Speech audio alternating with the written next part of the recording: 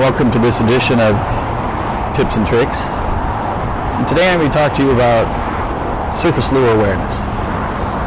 Now, when I was growing up, I was the bass guy. I had a boat, and so most of my friends that fished that wanted to learn how to catch bass, I always took them out and I usually used a surface lure. I mean, surface lures are fun. They're easy. You get to see the fish. You get to hear the splash. What I found was there were two different types of people.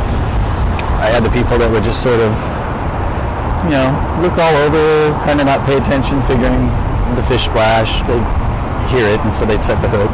And then I had the friends that just beeliners. I mean, they were focused dead on it, just staring at it straight all the way back to the boat every time. Just really. The reality is, you kind of want to be in between. You actually want to give yourself about a 10-foot circle around your surface lure that you're very aware of, because. Well, one thing you might not know is bass, when they commit to a strike, after they've committed, they can't change directions. Meaning, if they want to hit your lure right here, and they go to open their mouth, and you move the lure, they can't turn to get it. They have to go through their strike and then recalibrate and come back. So if you're aware and you maybe see a movement and tell there's a fish coming, you can either slightly pause it if you're using something like a spook that's consistent, or if you're popping something around like a pop-wire or something, you can just freeze it. Just let it sit, let it stay.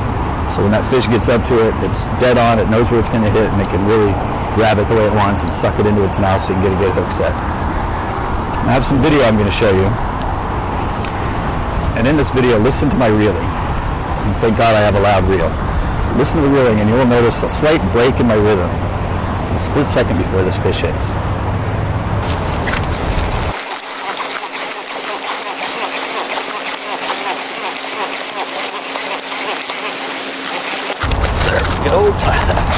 Now, the reason I paused is earlier I was noticing most of these fish were coming right offshore. And that fish, you can't tell in the video, but I actually saw a little swirl and a V heading straight at my bait. So I started calculating when he was going to hit, and I did that little slight pause right before he hit. So when he got there, he was dead on it, and he could get it in his mouth good, and I caught the fish. So, surface lure awareness. Don't just stare straight at it, and don't just sort of wait to hear a hit.